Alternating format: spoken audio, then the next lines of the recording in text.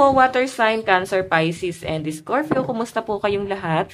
Okay, so water sign, maraming salamat po sa walang sawang pagsubaybay sa ating pong daily horoscope. And kung ikaw ay bago pa lang sa ating channel, mag-subscribe na po kayo. And i-click mo na rin yung ating notification bell para lagi kang updated sa ating mga bagong upload. And sa mga interesado po sa ating private reading, iiwan ko na lang yung link sa ating pong description box below. Tignan natin, water sign, ano ba yung focus ng energy mo ngayong araw? Focus ng energy mo ngayong araw. Okay, so guys, meron tayong, ayan, 9 of Wands. Parang nahihirapan kang mag-build ng foundation or parang feeling mo, hindi ka pa nagsisimula pero parang ang dami ng struggle, ang dami ng blockages. May nakikita rin ako guys na parang nahihirapan yung loob mo sa isang sitwasyon or pwedeng sa isang tao. Okay, nandun ka sa point na eto water sign, siguro wag nyo na lang guys isipin kung ano man yung ginagawa nila sa buhay nila. Mas maganda na wag nyo na lang guys pansinin or mawalan na lang kayo guys ng pake. Kasi mas mahihirapan kayo, mas wala kang mabibuild na foundation sa sarili mo kung yung focus mo ay nakapokus sa ibang tao. Kung doon ka nakatingin. Okay? So, fire sign, ang tignan mo na lang dito, fire sign tuloy, water sign. Kasi fire sign to, baka fire sign yung kadil nyo, water sign, no, Cancer, Pisces, and Scorpio, baka fire sign, Aries, Leo, and Sagittarius, okay? So, I think meron kang tinitignan dito, baka fire sign energy, or baka meron silang fire sign sa kanilang chart.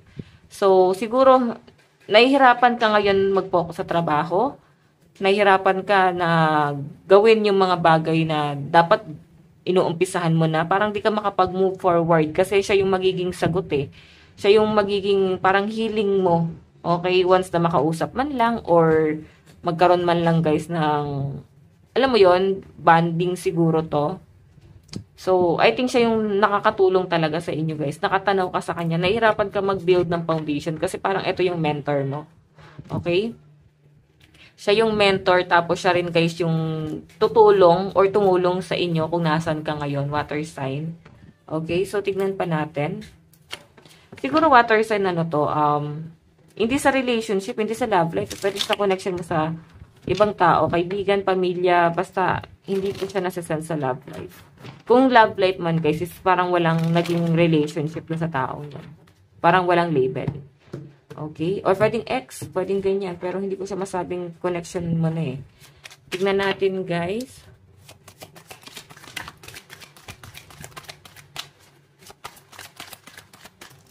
Okay.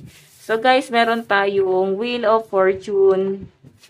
Meron tayong, Six of Cups. In reverse. And Ace of Wands. Ace of Pentacles. Okay.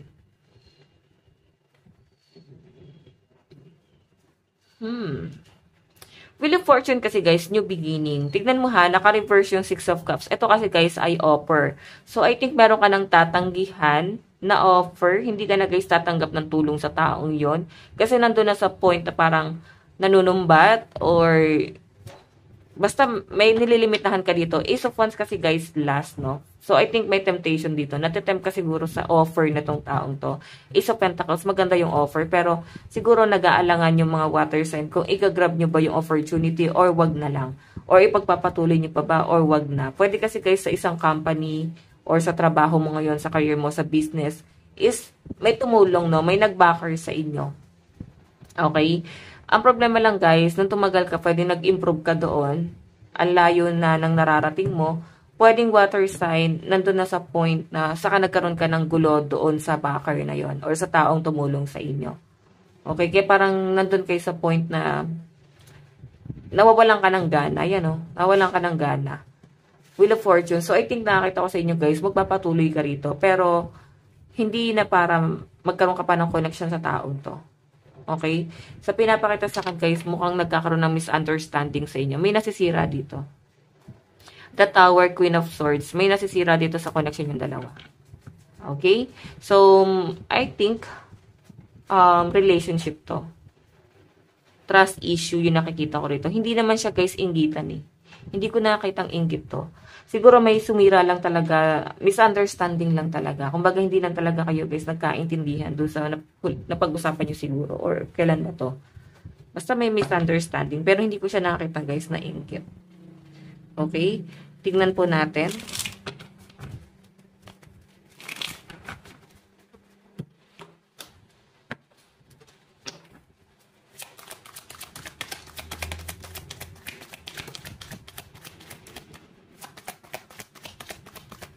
Okay.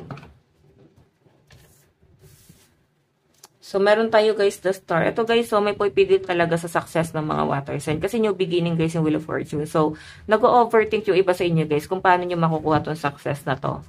Okay? Sa malinaw na pinapakita sa akin dito. Kasi parang you are almost there. Malapit ka na pero napapahinto ka ngayon kung itutuloy mo ba yon. Okay?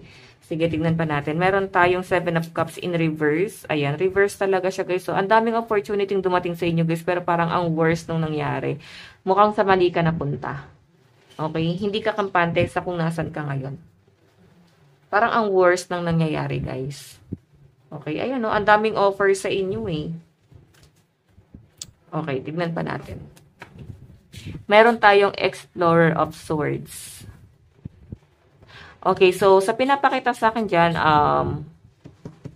water sign, ito ha, temptation guys, yung Ace of Wands, no? Parang last or natutukso sa isang bagay. Pero kasi guys, nandito yung Explorer of Swords, so natutukso ka pa rin. Ganun talaga, parang gusto mo sumubok ng ibang bagay. Okay, parang gusto mo mag-try ng something new na hindi nyo pa guys natatry sa kanan ng buhay nyo. Or hindi nyo guys na ine-expect na papasukin mo yung bagay na yon.